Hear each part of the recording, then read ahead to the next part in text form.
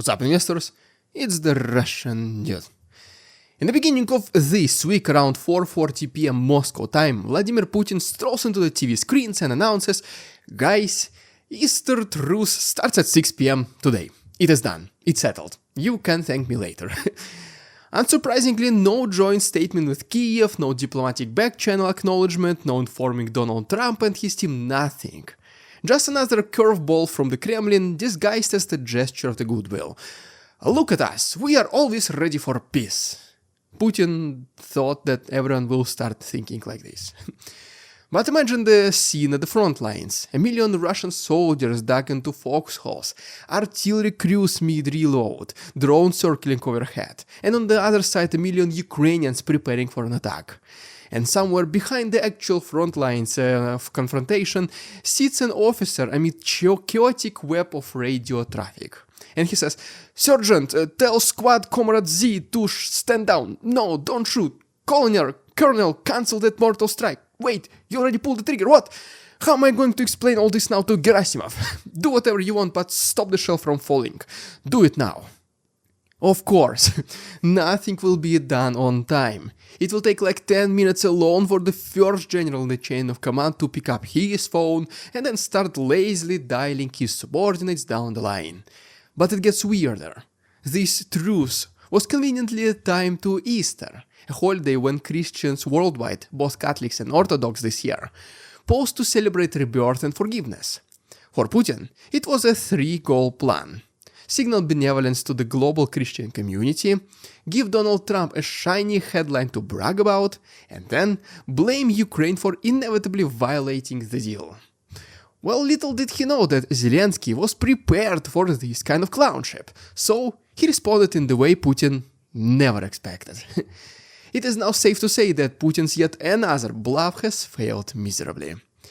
Was he informed by his inner circle and advisors that this was a bad decision and can easily backfire? Which he did. Probably. Did he listen? Absolutely not. The result?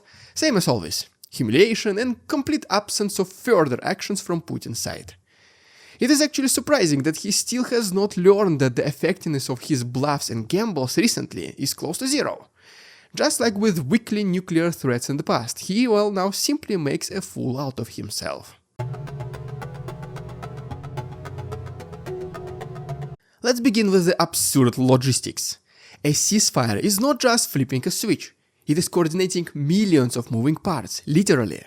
In any modern military, orders cascade through multiple layers. Generals to corps commanders, to divisions, to brigade, to battalions, to company, to platoon, and then finally to squad and then individual soldiers. And each link in that chain must confirm the receipt, adjust firing plans, update collateral damage estimates, and recalibrate support assets. Even in peacetime exercises, this can take hours or even days to synchronize safely. Yet, Putin demanded a ceasefire countdown in 70 minutes. How? Did he just copy and paste the same text to every commanding officer on WhatsApp? Oh yeah, that's right, he is very bad with technology, and such orders he would definitely do by phone. So first of all, even from Russian side, executing peace in 1 hour is just physically impossible. And now what about the Ukrainian side? No word from Kiev at worst meant that Ukrainian commanders probably ignored the announcement. They were not about to let their soldiers stand still while Russian tanks rolled under the cover of confusion. Will these tanks stop rolling or continue advancing? Should we target them and risk breaking this truce, or let them roll in our direction and unnecessarily endanger our lives? Well, that is a very confusing choice, but instinctively most people would have proceeded with the option number 1. Friendly fire incidents would also spike, no doubt. At best, you would have a sporadic fire here and there, and soldiers just simply shrugging, "I thought you fired first, that's why I fired back." While civilians cover simultaneously in the basements, hoping that the guns will finally fall silent. Historically, ceasefires declared on a whim tend to collapse within minutes. Some of you might remember Chechnya war in 2000s, and I don't blame if you don't, because after all that's a very niche piece of history. But what happened, according to one urban legend, is that Commander Ivanov ordered a pause to fetch some tea. And by the time the cups hit the table, both sides were already trading mortar rounds once again. Or then what about the 2018 ceasefire in Donbass, which Moscow hailed as historic, until the first day ended with more shell craters than ever before. A true ceasefire requires days of negotiation, clear provisions for verification, well, think at least bringing Red Cross observers, and then contingency plans for violations. None of that happened here. Instead, we got a raw, unrealistic decree designed to confuse frontline units, manufacture headlines, and ultimately blame Ukraine for breaking such a fragile peace. And while it is mainly between Russia and Ukraine, the reaction of the US also deserves our attention. So guys, let's briefly talk about this right now.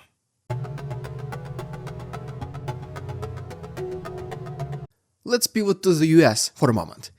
Easter Sunday was April 20th this year for both Orthodox and Catholic churches. A cosmic alignment that conservatives and evangelicals in America treat as holy grounds for communication.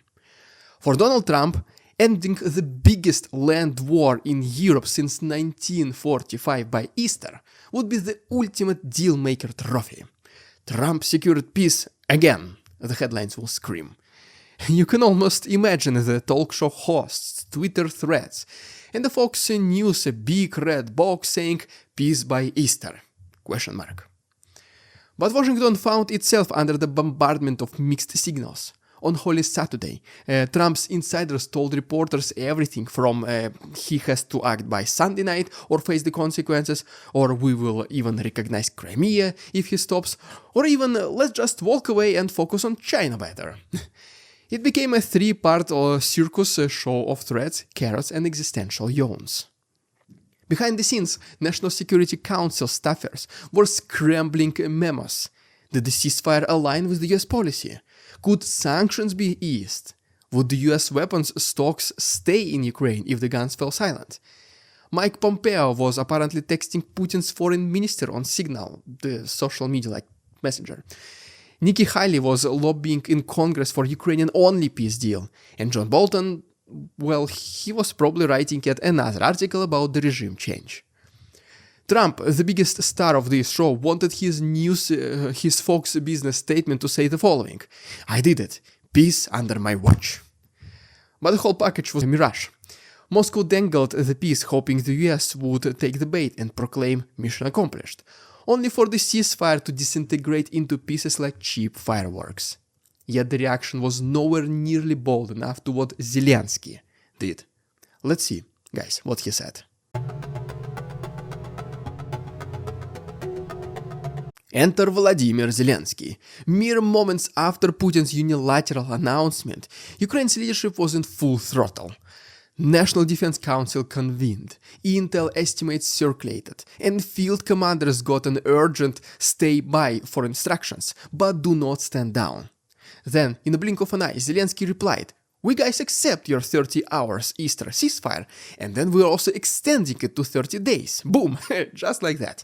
No way, Jose, Putin expected this kind of response in such a short period of time. Ukrainians also made sure that the rest of the world, especially America, heard the response loud and clear.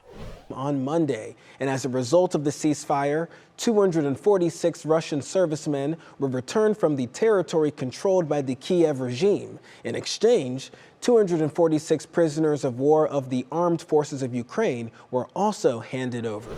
In just one tweet and televised address, he turned Moscow's hollow gesture into a genuine bid for sustained peace. But most importantly, he once again humiliated Putin in an unimaginable and seemingly physically impossible way. Russia most likely did not even bother to pass the ceasefire commands down the line. The assumption was that Ukraine is going to break it anyways. Meanwhile, Zelensky and his team actually did it. They did communicate the temporary peace idea to everyone who needed to hear it. They even went further and once again proposed to extend it not just a couple of days, but for the entire month and beyond. The genius lies in the logic. If the armies can't stop killing each other within an hour, they can certainly pause for the entire month. Zelensky did not mince his words either. Death should not resume like clockwork, he said. If peace is possible today, it should be possible tomorrow. Rolling out a 30-day truce meant deploying Ukrainian peace officers to Russian positions, synchronizing artillery safe lines, and sending encrypted orders across the entire Donbas region. As you see, guys, not the easiest thing to do, knowing the unpredictability of Putin, but still very well possible, especially under the watchful eye of the West. More importantly, it sends a political trap. If Russia fires a single round after Easter morning, the world will see that now Moscow as the aggressor, not Ukraine. Not what Putin initially intended with this 70 minutes peace proposal. And any US or European diplomat who had been following this conflict closely for at least last several months will now see that now it was Russia's turn to reject a generous offer, and that would be now completely indefensible. And now, it's finally time to talk about exactly how Putin's genius plan completely backfired. Let's finish with the Russian propaganda disaster. Authoritarian regimes excel at scripting events, staging referendums, and painting reality on colossal billboards. But once you launch a narrative, you lose control of its trajectory. Russia's state media leapt into action. Putin, the peacemaker, shows Christian spirit, and Kiev drags feet betrays Easter prayer. But then came the news that Ukraine actually accepted, even surpassed the offer. Headlines had to flip immediately. Our truce betrayed by Kiev's treachery. Aggressive Ukraine extends peaceful outreach. How's it possible? Journalism professors call this narrative whiplash, meaning that the viewers will most likely just tune out if the headlines change faster than the actual facts. Could it also be that Putin's inner circle and the Kremlin's advisors specifically instructed Putin against proposing peace on such a short notice, knowing that in case Ukrainians accept and respond, Putin will be completely humiliated? There is a possibility of this happening, but, well, did Putin listen? Well, the history shows that he never listens to anyone, so highly unlikely. Or maybe his closest people were too afraid to tell him that. Well, that's more like it. In this case, they can be rest assured that it was Putin and Putin's only sole decision, so they are kinda innocent. The biggest problem for the regime of Putin to accept an extended peace deal is that it will be much harder to restart the war later. I mean, imagine, soldiers finally enjoy quiet life for the whole month after 3 years of daily fighting, and then, exactly on May 20th, there is an order to launch new assaults like nothing happened before. Who would want to risk their life once again, knowing how sweet peace tastes? Ending war or even temporarily suspending it is definitely not on Putin's bingo card. Meanwhile, back in Russia, recruitment offices reported still a surge.